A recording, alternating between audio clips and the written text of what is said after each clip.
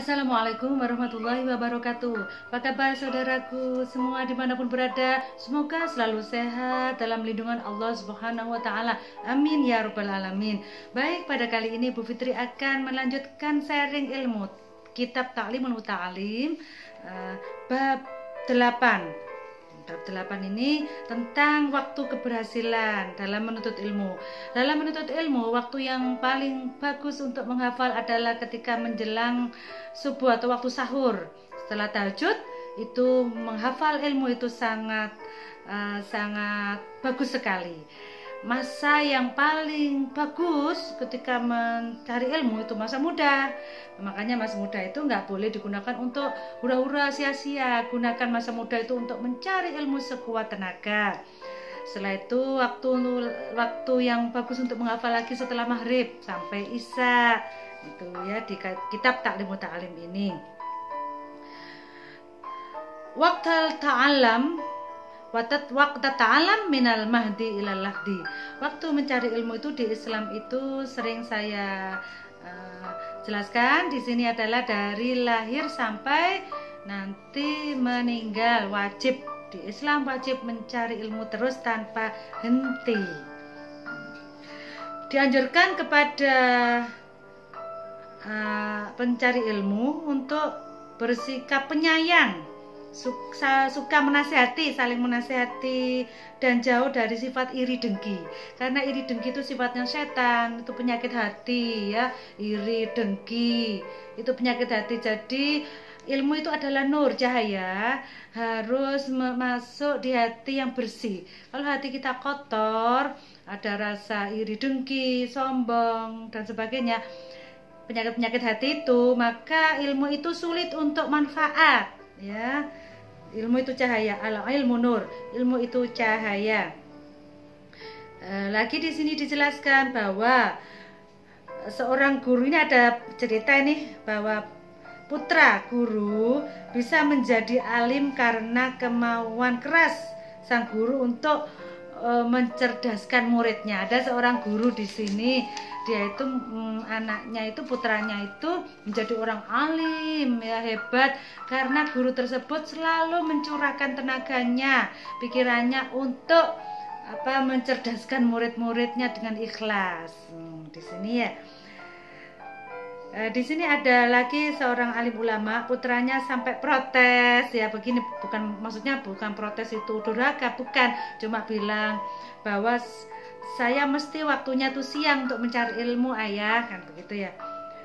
Oh, enggak apa-apa, kamu nanti saja ya, karena ini banyak murid-murid yang menunggu. Jadi seorang ulama itu mendahulukan murid-muridnya di cerita ini, akan tetapi anaknya itu akhirnya menjadi orang alim juga, menjadi ahli ilmu. Ini kisah seorang guru ya. Guru itu memang selalu dalam hatinya itu ingin murid-muridnya pandai, cerdas gitu ya, mendapat ilmu yang manfaat begitu. Tapi Allah Maha melihat, akhirnya putra-putra para alim ulama, sang guru-guru ya, ini di buku ini, kitab taklim ini, akhirnya menjadi anak-anak yang salih, yang alamah ya, yang punya banyak ilmu, alim ya. Hendaklah orang alim mencari ilmu tidak bertikai, tidak memusuhi orang lain ya, tidak suka bermusuhan dengan orang lain ya, itu akan mengakibatkan waktu yang sia-sia, di samping juga mengkotori hati. Sekali lagi, ilmu adalah cahaya, masuk di hati yang bersih. Hati kotor, sulit ya ilmu masuk dan manfaat.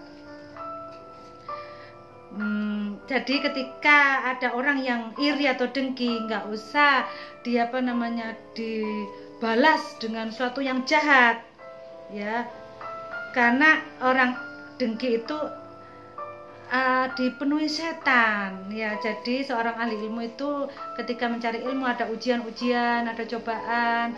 Sahabat atau bukan sahabat ya, temannya atau orang lain yang punya sifat jelek ke dia itu sabar ya, sabar ya. Apalagi di pesantren yang nyantri itu banyak teman di situ dari berbagai kalangan, dari berbagai latar belakang, itu harus dihadapi dengan sabar ya.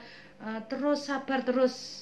Tidak ada seorang pencari ilmu itu kuncinya sabar. Bu Fitri dulu ingat ketika mau masuk pondok pesantren, ayah Bu Fitri bilang, ingat satu kunci, sabar. Jadi ketika Bu Fitri di pesantren itu ingat kata-kata ayah Bu Fitri, sabar. Ya, berhadapan atau menghadapi teman yang berbagai karakter gitu. Bila ada cobaan dari teman, sifat yang mungkin tidak kita suka, itu dengki, iri dan sebagainya, satu kunci, sabar. Nggak usah dibalas dengan kejahatan, tapi cukup tingkatkan ilmu kita sendiri. Tingkatkan ilmu kita sendiri, terus meningkatkan ilmu terus tanpa mengikuti teman yang mungkin berbuat jelek ke kita. Nggak usah dituruti ya, sabar saja. Itu para pencari ilmu. Selanjutnya, nggak boleh buruk sangka, niat yang jelek ya, niat yang jelek, buruk sangka. Karena sifat buruk sangka, jelek hati itu muncul dari hati yang kotor. Sifat yang jelek itu muncul dari hati yang kotor, cerminan dari hati yang kotor. Ya, sebagaimana syair Abu Thayyib sebagai berikut: bila buruk perbuatan seseorang, buruk pula pikirannya. Jadi kalau seseorang itu sifatnya jelek, itu adalah terjemahan wujud dari cara berpikirnya. Ya, dia membenarkan apa isi lamunannya. Dia membenci orang yang mencintainya.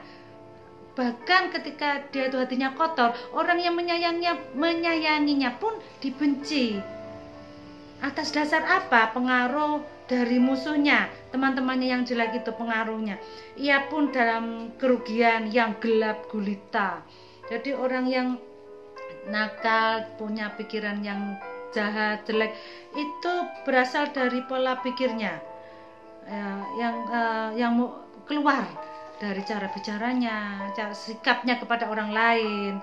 Nah, itu ketika menghadapi teman-teman seperti itu, para pencari ilmu harus kuat dan sabar, terutama yang di pesantren atau mencari ilmu mungkin di negeri seberang, jauh ya, mungkin di daerah yang jauh dari keluarga, jauh dari orang tua.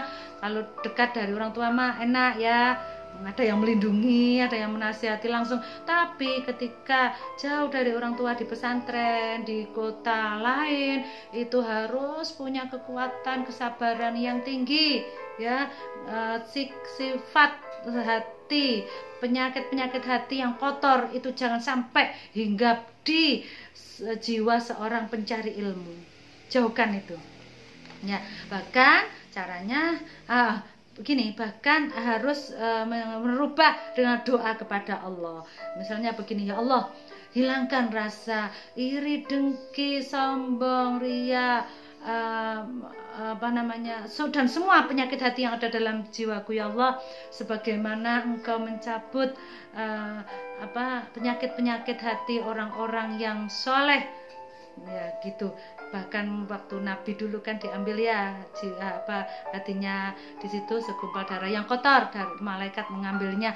Nah, itu kita berdoa minta seperti itu sehingga hati kita itu lepas dari sifat-sifat yang jelek ya, dari sifat-sifat yang hati yang jelek ya, hati yang kotor begitu.